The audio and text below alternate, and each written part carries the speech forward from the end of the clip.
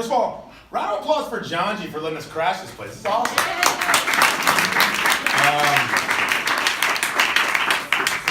Show of hands, who's been to November Project before? It's an early morning group. Okay. 5 years ago this month, November Project was born here in Boston.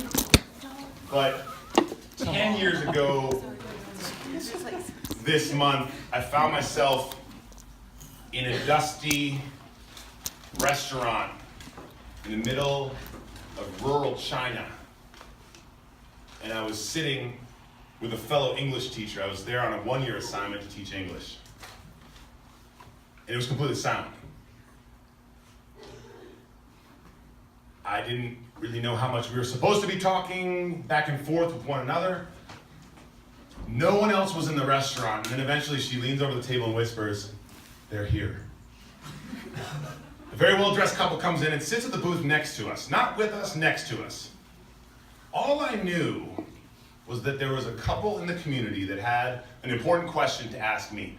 I didn't know them, they didn't know me, they had an important question. The whole thing felt very mob, right? So they're sitting next to us, I wasn't sure if we're allowed to look. I looked, but I looked quick. And then eventually they invited us, my fellow teacher and I, to join them one booth over. Empty restaurant, join them. We stand up, we move over, we sit down. Now I'd been in the country for about 2 months. I didn't really speak English very well. These two were flawless. They introduced themselves, and they told me that they had learned English at the university, and they both taught English in the next town over. They said they had an important question to ask me, and I was super kind of weirded out. I didn't know what was going on. And they eventually said, "We want you to come to our wedding." And I was so nervous, like it could have been any, I had no idea where this was going. I was like, "Of course, yes, I'm there. Count me in. No +1, I'm there." And they said, no, we want you to act as the priest at our wedding. And I just yeah, I'll do that, sure. They were excited to get married. They were getting married in roughly a month. And they said that all they needed me to do was to show up looking nice, hold a Bible, stand in front, and do what they do in the movies. So their knowledge of what a Western-style wedding was that everyone kind of came in and they shuttled in the pairs, and they split off, and then some, usually white dude, held the Bible in front and said, blah, blah, blah, man and wife.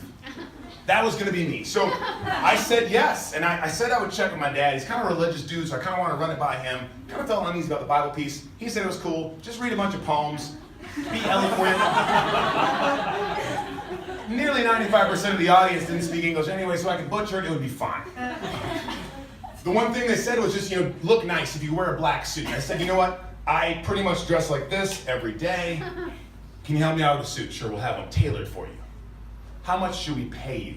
I said, it's like the beginning of the November Project. I was like, absolutely nothing. I'm honored. This is a big deal. Well, all right, we'll get you your black suit. We're gonna have a rehearsal the night before. Fast forward a month. I'm like, all right, cool. We're gonna go in there. I'm gonna do my part. Somebody's gonna be in charge of the rest of the shit.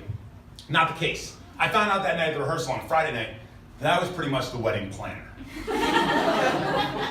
So now I'm the fake priest guy and the planner. And I also noticed something interesting about kind of the organization. The wedding party, which I never really heard much about, I assumed she'd have a sister or maybe a mother. The wedding party was 15 deep on both sides. So what that means is, and for those of you guys who haven't been to a wedding in a while, what's it called? The groom of honor and the maid of honor, the best man and the maid of honor, and then 14 more behind them. So I'm thinking, all right, cool. So here's how this is gonna work. One by one, you'll slowly come down, locked arms and break off, then the bride and groom, then I'll do my thing, and we'll send you out of here kind of in opposite order.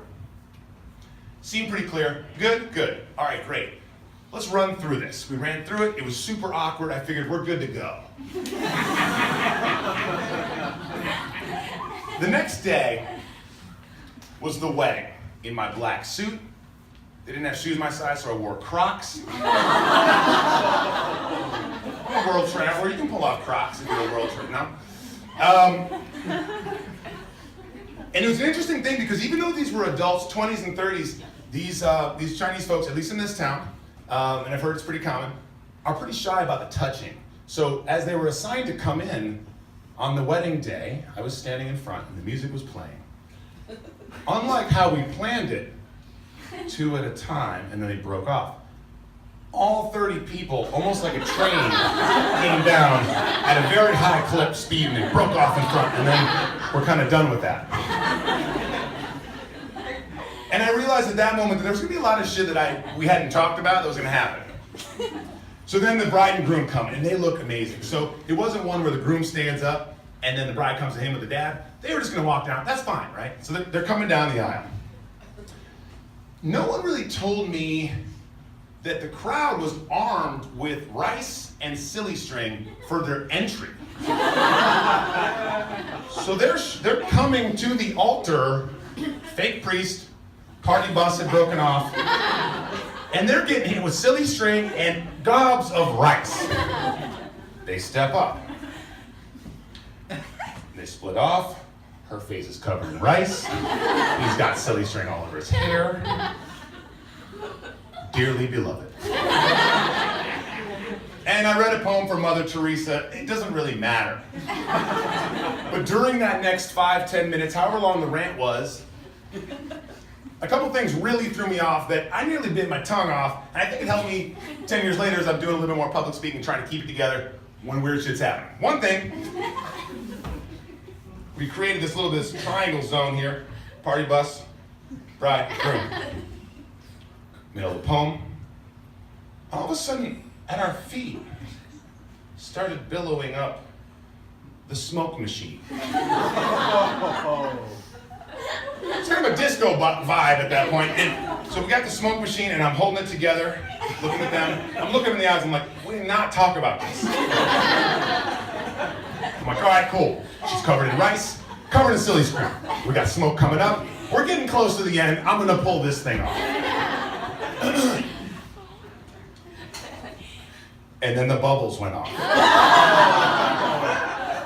Oh, they're raining down, and they're mixing with the smoke. And I turned to the two, and I finished the whole thing, and I said, by the holiest power invested in me, I now pronounce you husband and wife. They kissed. The crowd went nuts.